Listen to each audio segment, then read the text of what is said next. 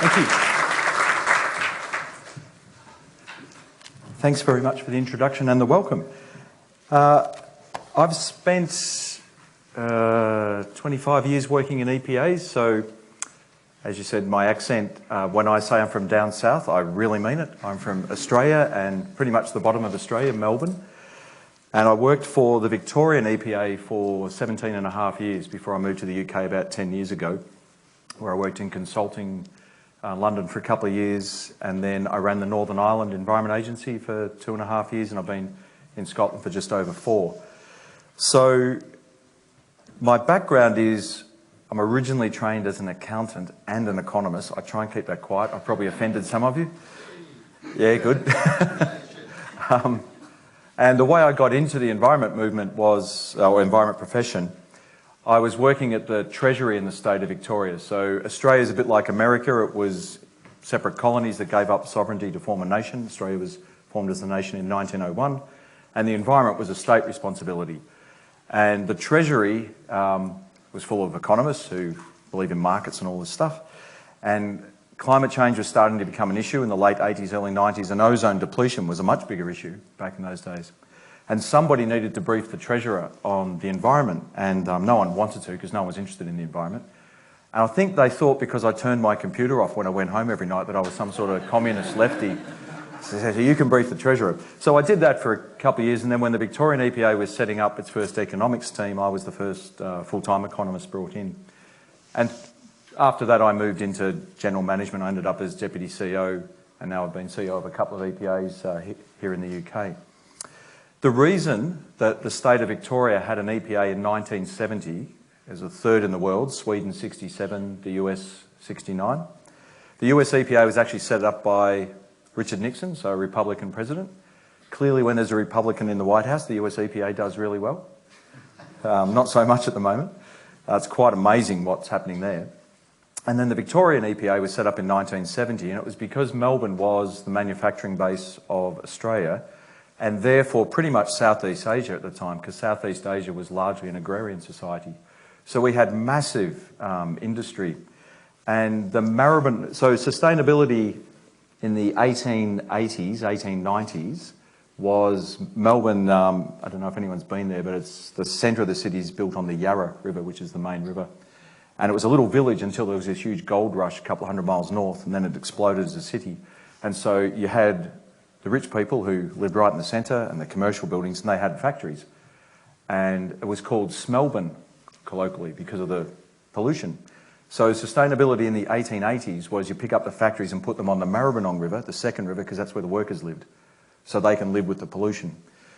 In the 1960s, 1970s, the reason the EPA was set up was the Maribyrnong River used to catch on fire quite regularly, and pilots were writing to the Premier saying, we can't see the runways at your airport because of smog. Now, in those days, environmental protection, environmental management, you can imagine in the early 70s, and I used to talk to some of the people who worked at the EPA right from day one, you didn't sit around having workshops about the circular economy and saying, what should we do? If people are pouring pollution out into rivers and airsheds, you said, let's have some standards. Could you please get some of your raw materials into the products rather than back out into the environment?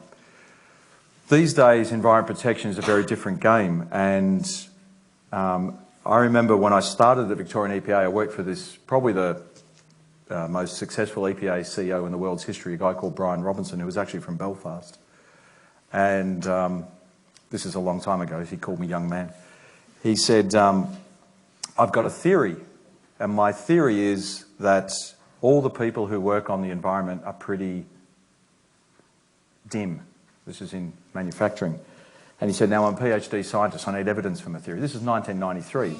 He said, when we were set up in 1970, all the businesses said, an EPA? What's an EPA? This is, decades before the internet and Google and everything. So those that had American holding companies called up and asked, what's an EPA? You've got one, yeah.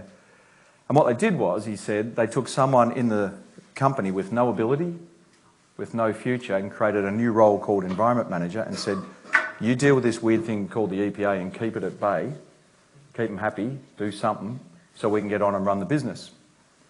Environment jobs now in a lot of companies are highly sought after jobs, are quite prestigious roles, And the thing I really want to focus on is, because the theme of the conference is influence, how do you get the environment from being a side issue to a mainstream issue?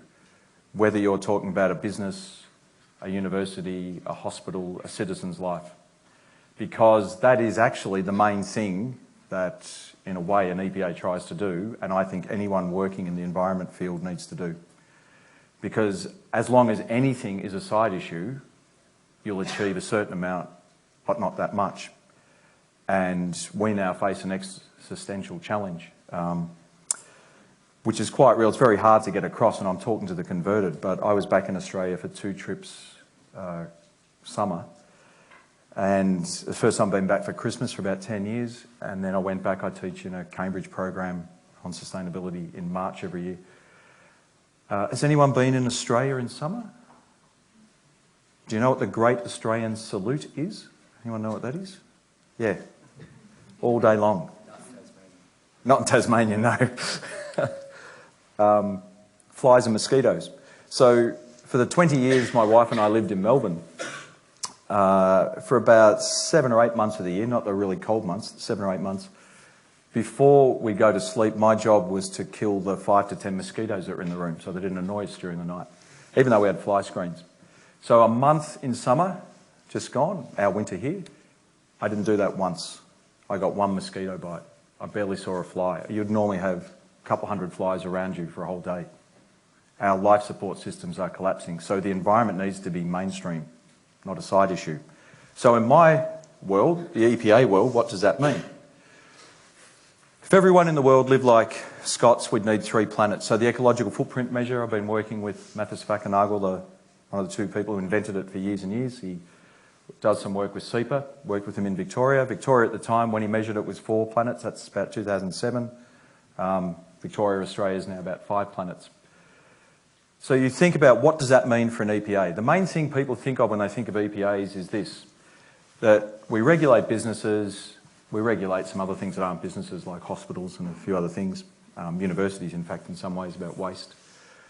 But generally we're regulating profit-making businesses, and our main job is to get them to meet the standards. So if you think about that, if we're at 3 planets in Scotland and we get everyone to compliance, we won't measure it, but we'll probably get Scotland to 2.7 or 2.6. So that basically, I don't know what the technical term is, but that basically means we're stuffed. So that's important. What it'll do is get a lot of local environmental improvement, but it won't get us anywhere near a 1-planet society. And as Mathis says, there's no choice. Like, there isn't a second planet. We can bail out the banks if they go bust again. You can't bail out the planet. If an ecosystem collapses, you can't buy another one. You can't fund the creation of one. Although there is research going on about how do you do things like save enough of the few tropical reefs around the world that maybe you can find ways of recreating them. But that's a pretty, I think that's a secondary approach to trying to do things that save them in the first place. So we've got to we can only make people go here, and even that can be pretty hard, getting people to compliance. We can't make anyone go above there. By law, we can make you do that. We can take away your authorisations, we can prosecute you, we can trash your reputation, we can hold up your investments. Still, it can be very hard. Trying to get Exxon and Shell to stop having major flaring in Fife in south-east Scotland. Huge problems on the tally, parliamentary debates. Really, it's going to take them putting their hands in their pockets and spending some money fixing their plant. So I'm meeting with very senior people in both companies, but we spend a huge amount of time on it. So even though the law, we can make them do it, it can still be very difficult. By law, we can't make anyone go up above, so we have to use our influence, and we have to use our influence even with the compliance channel. Now, historically, what EPAs did, they thought, and still a lot of people in the EPA world think, the only thing that will affect the environmental performance of a regulated business is the law and us. And when the Victorian EPA was set up in 1970, and I'm sure in SEPA's early days in 96, and the English Environment Agency set up in 96 as well, that was probably largely true, but it isn't the world now. This is the world for regulated business on the environment. They'll have supply chain requirements. The people they sell to may be a much more powerful regulator than the regulator. So if you've been into an M&S food hall, you know, in the big stores, they're down, the food halls are down in the basement. When you go down the stairs, there's things on the wall. Now, all the things on the wall are designed to make you buy more stuff. They're a retailer. Does anyone know what those claims are about? Yeah, Plan A, their environmental plan. There's not a single claim about price or product quality. I keep checking because I keep saying this publicly, so every time I go in. They're all about the environmental and social characteristics of what you're about to buy. No child labour is being used in the production of anything you're about to buy. The seafood you're about to buy potentially is sustainably harvested. Everything that you're about to buy can be not landfilled by 2022 or something like that. They can be much, much more powerful than we can be. NGOs have programs. There's competitions from other businesses. Marks and Spencer have Plan A, partly because they want to outperform the other retailers. Their industry bodies might have standards. There are consumer demands, and there's lots more bubbles for each of these. Oh, so for each industry. These are just examples. This is from our One Planet Prosperity strategy. Now, what we need to do as a regulator is say, instead of thinking narrowly in our own world, we're the only thing that's important, how do we work with all these other influences and combine our efforts to make it easy for businesses who want to be good to move up, and make it difficult for businesses who don't want to move up to stay down the bottom? So what I want to talk about is a few examples. In Australia, we designed a program called Sustainability Covenants. Basically, it was a voluntary agreement we could have with one organisation or a set of organisations. We had one with a uni, which I'll talk about in a minute. The first one we did was with a pension fund. So Australia has the third biggest pool of pension money in the world in absolute terms. So even though it's only 22, 23 million people, because in the 80s the government introduced very, very high levels of compulsory pension fund contribution. And a guy called Bob Welsh, who is now sort of semi-retired and is known as Sustainability Bob, a very close friend of mine, he got his pension fund to sign the first Sustainability Covenant.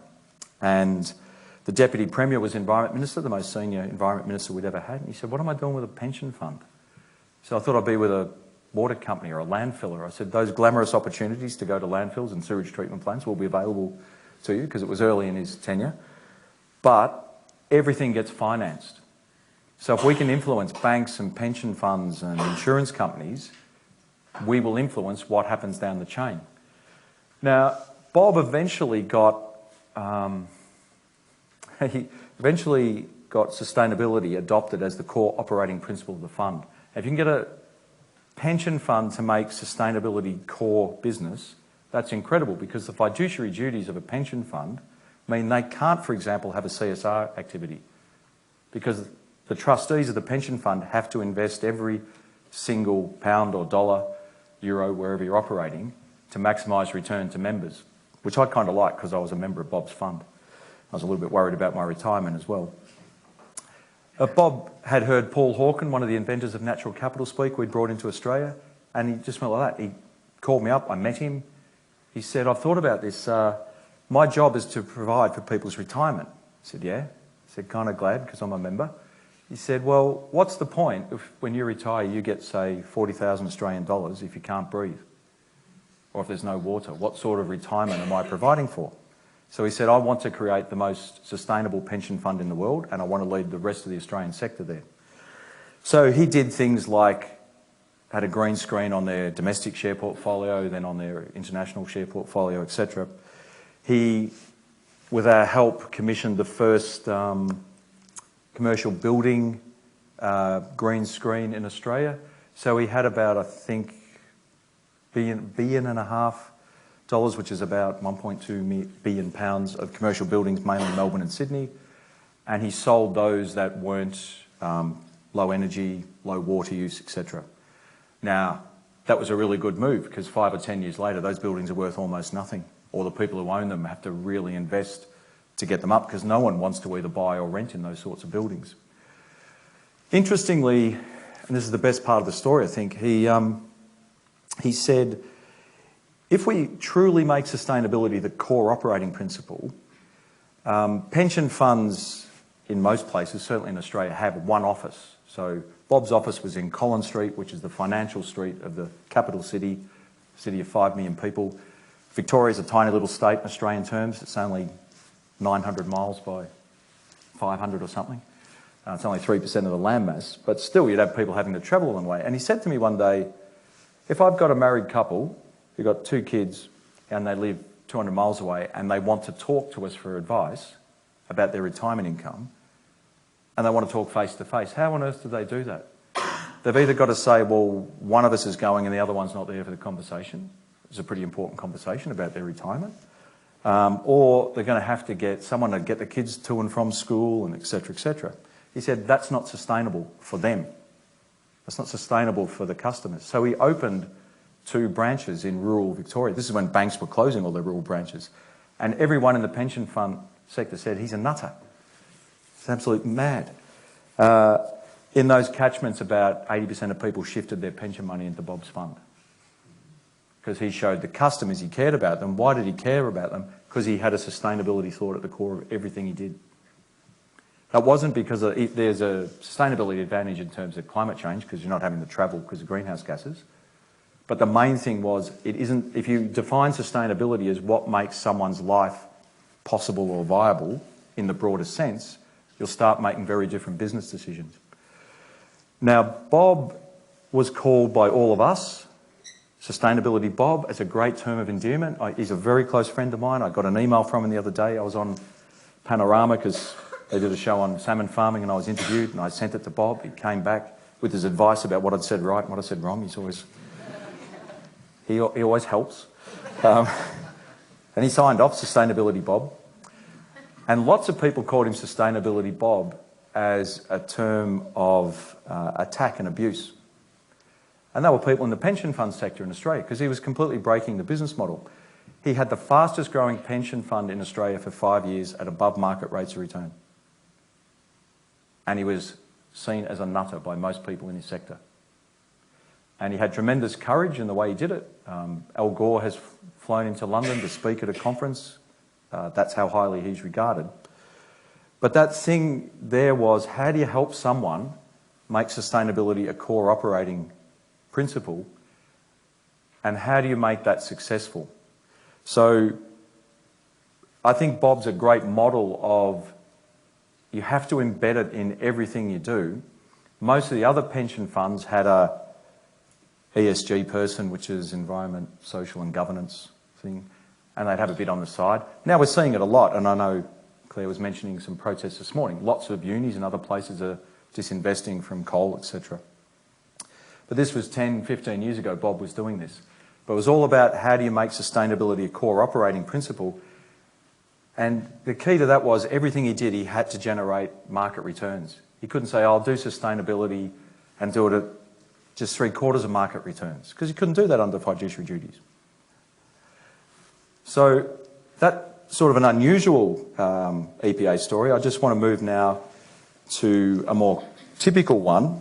And I'll move to a Northern Ireland one. So in Northern Ireland, there's a company called Moy Park, which is the biggest poultry producer in the UK. And there was another company, they've split, but at the time it was Tarmac. So they had a cement plant in Cookstown, which is sort of the middle of Northern Ireland.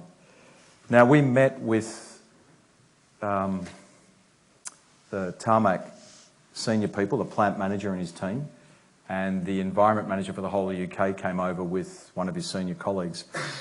We had a guy called Paul Tebow, who was a global vice president for DuPont, probably the most famous person in the world in the industrial sector in terms of, again, making sustainability a commercially viable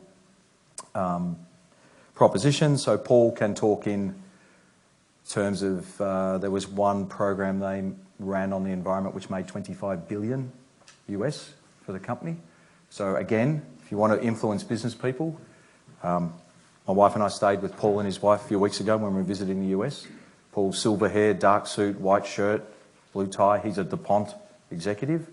You take him into any boardroom, as I did a couple of hundred in Australia, probably about 30 in Northern Ireland, and in Scotland we had him over once before he stopped doing this sort of work.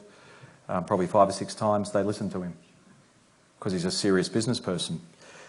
And when we had the Tarmac people in the room, we didn't start by talking about the environment. So I would say in terms of influence, whenever I'm dealing with someone, whether it's a bank, a school, a manufacturer, I don't start by talking about the environment. I start by talking about what's important to them. If they want to talk about the environment, I'll go there. But I say, no, let's talk about your business. So what we did with the Tarmac people, we said, what's your biggest business challenge or opportunity? It turned out to be environmental because Northern Ireland has the highest energy prices in Western Europe, and it's very high greenhouse gas content. It's mainly coal and gas at the time. And cement manufacture is very energy intensive. Now, they never said that they would eventually close if they couldn't do something about it, but it was pretty close to it. This was at the time after, I don't know if you can remember, the horse meat scandal in the UK.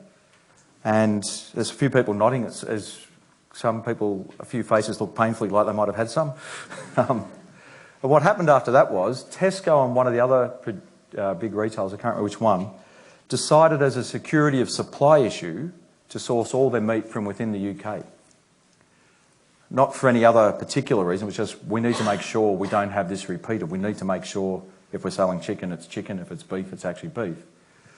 And they, because it was a scandal, they were letting long-term contracts. So you would either get this contract or you wouldn't. Now, Moy Park had the opportunity to go from 2 million chickens a day to 3 million chickens a day. So a 50% increase in production is not something that happens to many businesses. Northern Ireland obviously is a very interesting place because of the history with the Troubles and the sectarian conflict and all the challenges it's had. So if you have an opportunity for a major employer to generate a big increase in production, therefore employment, it's a pretty significant one. The finance minister, who had been Environment Minister before I got there and was a climate change denier. He'd banned the Department of Environment from writing the words climate change. So he wasn't that big on the environment. I got on pretty well with him, but he wasn't... actually, you will have seen him on the news if you're watching Brexit. He's an MP as well. He came to me and said, we need to pull this off because there's a lot of low-skilled jobs in chicken production.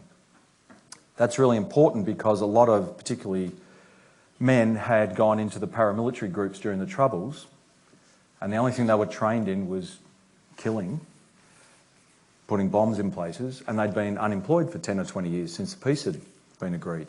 So the only jobs they would ever get were low-skilled jobs. There were also high-skilled jobs, but it had all these various benefits. So what we said, how are these related? Well, Northern Ireland was over the nitrates limit on because of chicken production, because chicken litter is high in nitrates. So even at the 2 million per day, we were just about breaching environmental standards. We were on watch from Brussels. So we said to Tarmac, could you take chicken waste as an alternative to burn in your kiln rather than taking electricity off the grid? And they said, yeah, technically that might work. We also had a problem with waste tyres. Most EPAs will have a problem with waste tyres. They either go to reasonably dodgy people or organised crime who do things like store them next to an old age hospital, which was one of the ones I had in Scotland. And if they went up, people would have died in the hospital just from the stress, even if the fire was put out straight away. So there's all these problems with waste tyres. Could you take waste tyres as well? I said, yeah, we can do that. Now, what that meant was, in supply chains, we had partly solved a chicken litter problem potentially, which could have then led to industry expansion by much better environmental performance. And we were potentially helping to solve a big waste problem with used tyres. We would like there to be better things to do with tyres than burn them, but that was better than them being dumped next to hospitals or out in the countryside. We said as a regulator, we will fast track your reuse approvals. If you want to reuse waste, most EPA systems, you need an approval. We said, well, if you're willing to be innovative, we will give you an advantage. You have to put in the right applications. That's really important because if you think about this, we have to work out, if we need massive innovation to get from 3 planets to 1, we're not going to get there by some incremental changes. We'll grab any incremental change we can. We need seismic change. We need to decarbonise. We need to get the hell off single-use plastics. These are massive changes in daily life that we've become quite used to. So massive innovation involves what? Massive risk. So I can't say as a regulator, businesses, innovate, take massive risks, and SEPA will just share the return. Well, we don't want to touch the risk, you take the risk. So all of our problems are systemic. You can't decarbonise by individual projects. They're about the system, the way energy works for our entire economy and society, both embedded and in the way we use it. Same with things like plastics. So we need to work out how to share risk and return. And I've got 2 stories left. They're pretty quick. The second last story is about water. So I speak regularly at conferences with the price regulator in Scotland for water, a guy called Alan, and Douglas, who's the MD of the One Water Company. So Scottish Water's a public monopoly. The minister will speak first, and then the price regulator, then the water company CEO, and then SEPA. That's sort of the order of power in most societies. And usually there's not long left because the minister will have been late, and et cetera, et cetera. And I'll stand up and say, look, 10 years' time, 20 years' time, 30 years' time, I don't know when. If you're still alive, because I'm usually talking to old professionals, not a group like this, you'll be walking along a river in Scotland and you'll be with a grandchild and they'll say grandma or grandpa. That's this big industrial thing that's got tumbleweeds around it and it's obviously fenced off. It clearly hasn't been operated for years. What is it? Yeah, we used to have these things. Oh, what were they? They're called wastewater treatment plants. And the grandchild will say, what? A wastewater treatment plant. What was a wastewater treatment plant? Well, in the old days, we had pipes that came from reservoirs or, the groundwater coming up to a house or a factory or a commercial building or a school. We've still got them. But we used to have these other pipes that would take the wastewater away to one of these things, and then this thing would run, and then we'd clean it up a bit, put it in the river or the ocean. And the grandchild say, this is when, let's say it's 2050 and we've got 9 billion people and we've got 2 degrees warming, if we're lucky. See, but this must have cost millions of pounds. Oh, no, billions. So Scotland or England or Wales, wherever, yeah, billions and billions of pounds. And took a lot of energy and materials and water to build and run them. I was like, well, what was SEPA doing? Why didn't SEPA stop this? Environmental vandalism. Well, Scottish Water had to build and operate them under SEPA licence. Because what we were worried about up until now was environmental quality, not environmental quantity. We have to worry about both. Now, I do then turn to Douglas from Scottish Water and say, don't go and turn all your treatment plants off. Otherwise, we'll be prosecuting you tomorrow. But you think about that. What's a wastewater treatment plant? That is society investing billions and billions and billions of pounds to make it easy to waste the environment. Does that make sense in 2019? It made sense previously, like a lot of these things. It made sense to power the Industrial Revolution off coal because we didn't realise what it would eventually do. So we have a sustainable growth agreement with Scottish Water. So we signed a prosperity agreement with Tarmac in Northern Ireland. Sustainable covenants in the state of Victoria, prosperity agreements in Northern Ireland, sustainable growth agreements in Scotland are all completely different. Not really, I've just made them up wherever I've gone and called them something different because you have to have something different whatever country you're in. They're really just partnerships. And the one with Scottish Water is saying, again, we do have to stop having wastewater treatment plants, but no one in the world's done that yet. So I just can't say to Scottish Water, do something wild and amazing and innovative and stop building wastewater treatment plants. We've got to work out how to share risk and return. So we have a sustainable growth agreement where we have 3 trials, and one of them's around a wastewater treatment plant, the other's around blue-green urban development, and I can't remember what the third one's about. And we get the different partners involved in the trial, including people who might criticise it if it goes wrong, because then we can agree the conditions for transformational innovation and agree how to share the risk and return. Now, the final story I'll tell before we open it up for questions is about a sustainable growth agreement a sustainable covenant we had in Victoria with a university. So this is around 2004, 2005. And the key to this was there was a sustainability champion, one of the academics, and we did a variety of things to try and take sustainability from things like in the accounting course, they have 10 minutes in one lecture on sustainability, just in case you go into a company where they have to produce a triple bottom line report. The facilities people go around and turn the lights off at the end of the day. So it was pretty embryonic stuff.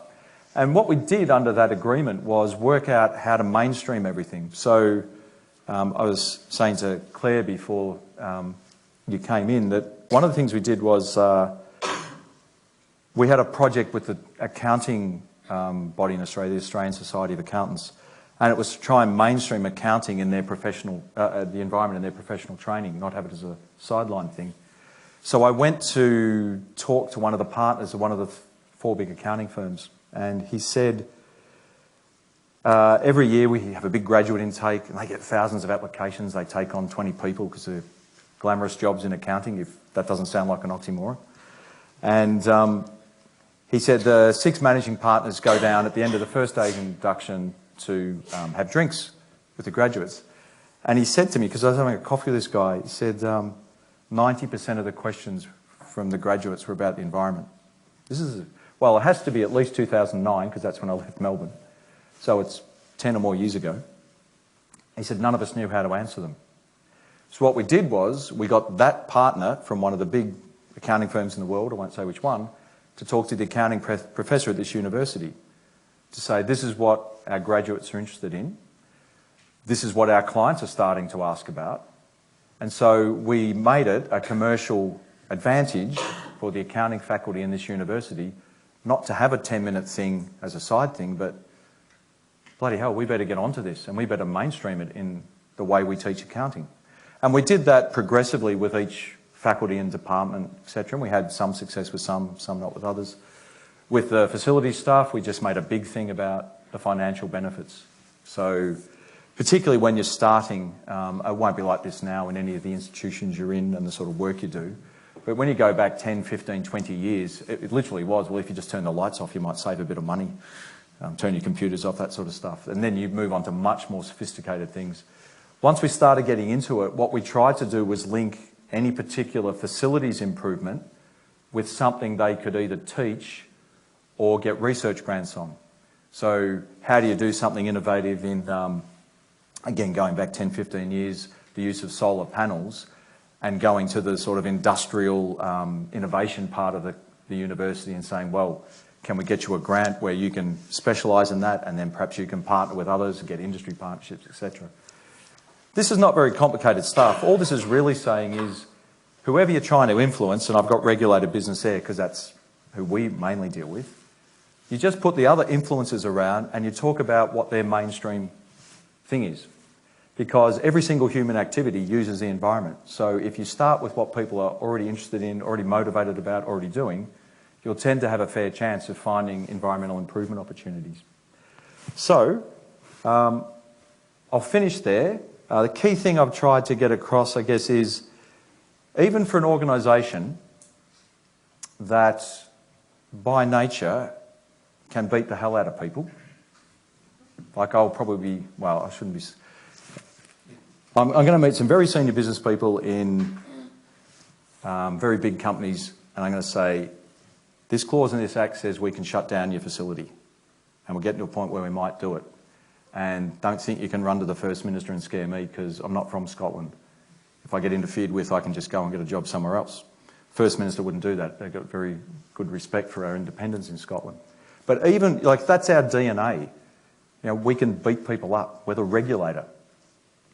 But you think about it, if we, so we have, the biggest asset we have, and this is what I want to emphasise as I close, is access. I can ring the CEO of any business in Scotland and I'll get in. Not because they know me, because I can hold up their investments, trash their reputation, prosecute them, etc., etc. So they've got to have a relationship. And if I get in with that access and just try and achieve that, what a waste of access that is. If I can't do the things, or my organisation can't do the things that I've talked about in my 3 or 4 anecdotes, to get them thinking, hang on, why are we even locked down here where we're just trying to reach minimum compliance? Why aren't we thinking that being the best in our field on the environment is one of the best things we can do in a business sense to be profitable? or if we're dealing with a hospital, to maximise health outcomes, why don't we use our access to do that? It's very easy for a regulator to say, well, we don't have to think about influence in that because we can just tell people what to do. But the key to all this is if people think the environment is in their own interest, then you've got a much better chance of using that influence to achieve big things. So, thank you for listening, and I look forward to your questions and comments. Thank you.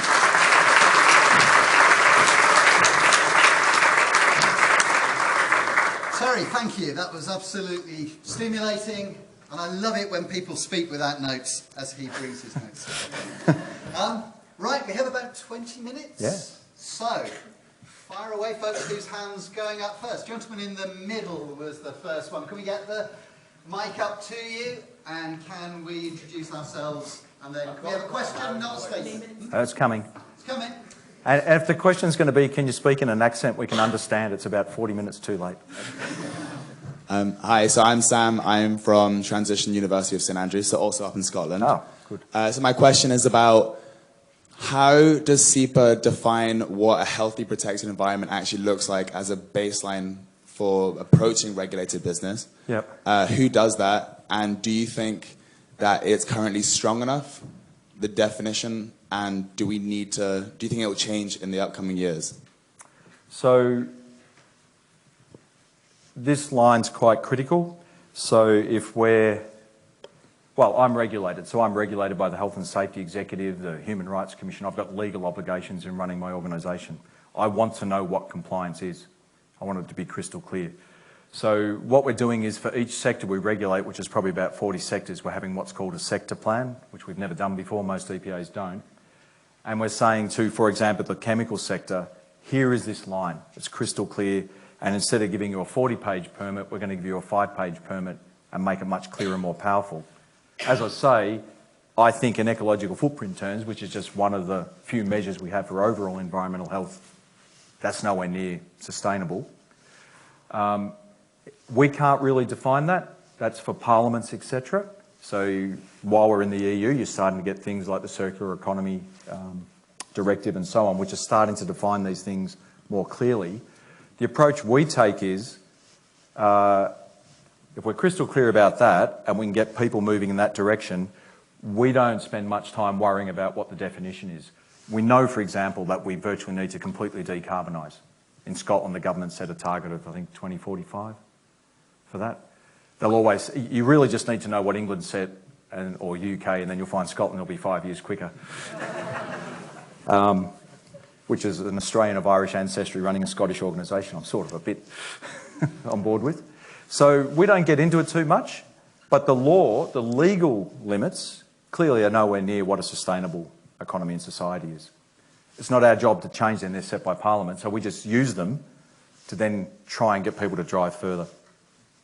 I think what you'll find is the compliance line will start going up because it tends to do that anyway, as you get more and more evidence about environmental degradation, Parliaments then tighten the laws. So as Greenland melts, I'm pretty sure the legal requirement for carbon will start going way up. Does that make sense? Yeah. Is that what you were looking for or something different?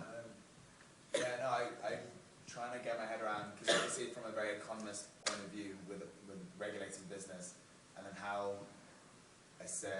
the environment and biodiversity plays a big part in how you define what regulations all businesses are meant to be regulated by. So the other challenge you have is when you run an EPA, it's a little bit like someone's made the Middle East one country and made you Prime Minister. They're so siloed because the brilliance of the 20th century for our species was really reductionist behaviour and thinking. So my grandmother-in-law died at 99, so I talked to her about she rode a horse to school in Sydney and before refrigeration, etc. But we had these brilliant ways of building and designing things. But all the challenges are systemic. All these compliance things we have are individual about hazardous waste or inert waste or sulphur or phosphorus or something. Whereas in fact, it's actually the system that's collapsing. Well, how do you set system regulations? do you set each company needs to be no more than 1.2 planets by ecological footprint? How would you measure it? So the history of what we've got isn't really suitable for the current challenge. So, and I think that's one thing that policymakers are going to really have to grapple with. Should we take another question? At the front here. Can I just have a show of hands to get a sense of, we've got lots of questions. We'll go up to the lady at the top and then we'll come to the gentleman in the middle there. Hi, I'm John Bailey from Plymouth Marjon University. It's a question actually more about one of your anecdotes on pensions and your friend Sustainability Bob, Yeah. and how he did that, because in the UK, the university, one of the biggest pension providers is USS, and you can look at their top 100 providers and their holdings, and our biggest holding in the university pension scheme is £435 million in Shell. That's our number one holding. So how do we as customers of the pension company actually encourage them to make the changes that Sustainability Bob managed to do? So I'm a couple of things by cultural stereotype. So I'm Australian, I'm half glass full, and I'm opportunistic. So when I look at this, I work out where are the levers. Now for Bob, well, the only reason Vic Super did, which was the pension fund, did what it did was because of Bob. It was solely led by the CEO. He had to get the trustees on board. He had to get the staff on board because, well, none of our peers are doing it in other places. He had to get the members, like me, on board. And I would meet Bob every quarter. If you think, we influenced his $8 billion of investments. Well, what did the EPA do? Really, we were the only safe space for Bob to talk about his next wild idea. Because I'd meet him in this cafe in Collins Street in Melbourne. I'd say, what's your next wild idea, Bob? And he'd always have 3 or 4. And he had to work out how to get the trustees happy. So we would go through each of his trustees. Some were completely on board, some were really cynical, and work out what were their history, what were their levers. So there was one who was an accountant, and we had a sustainability accounting professor from somewhere in, I think from the University of Toronto over. So we got him to have lunch with that particular trustee. So I would look at the trustees, how they make decisions, what their priorities are, and then work out what the leverage points are. But there's no... I guess the key thing I'm saying with all this is, the other thing I am, and it's a particular lens I have, I talk to my science executive about that. He looks at something and sees the data, sees the analysis. I just always see the people. So I'm always analysing in the chain who are the people. If you've got a pension fund which has a lot of members in the south of the US, go for morality and ethics to drive change, because that will be a significant thing for at least part of their membership base. So that, yeah, it's a variety of tactics based on the sort of people you're influencing. The one key thing I'd say though was, if he hadn't achieved growth at above market rates of return, it would have collapsed. And I'd be talking about failability Bob or fallibility Bob or something, which is probably not even a word. Let's take the question from the lady at the back there, just next to your right. Hi, my name's Shona. I am fighting food waste on behalf of Zero Waste Scotland. You talked about large organisations, and in my experience so far, which is only 6 months' worth, that SMEs are slightly less managed, if you like. Yep. And I wonder if the conversations are being had at micro business level on compliance. And so I guess really what's SEPA doing to ensure compliance in the sort of bottom half of organisations, if you like? So again, using the influence map, very hard for us to have the same sort of deep relations with lots of SMEs, but it's a very good question because in any economy that's the bulk of organisations. We would be using the supply chains. Trade bodies are very important with SMEs.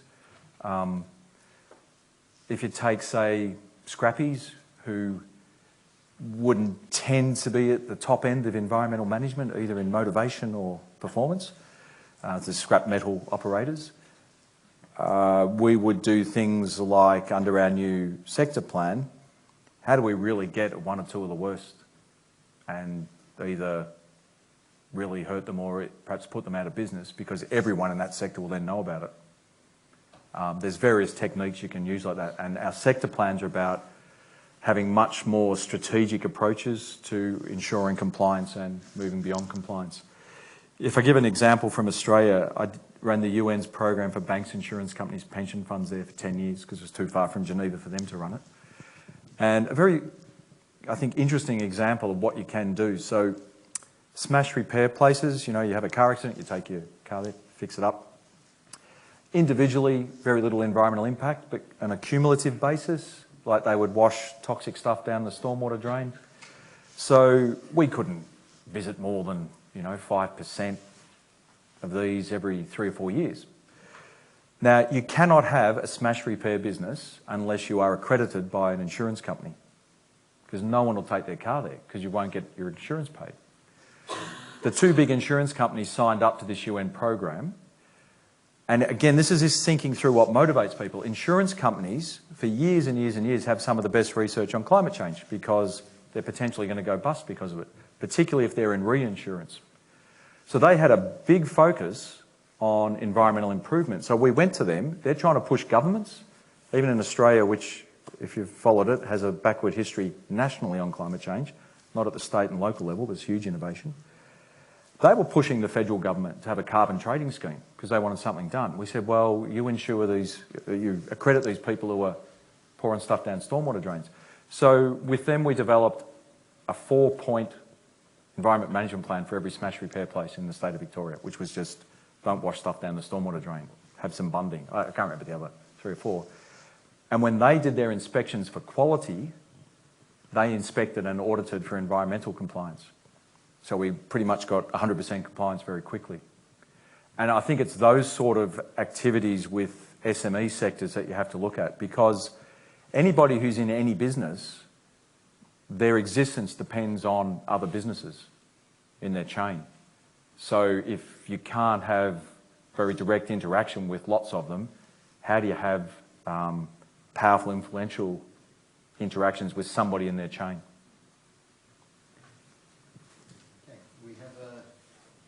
Question here.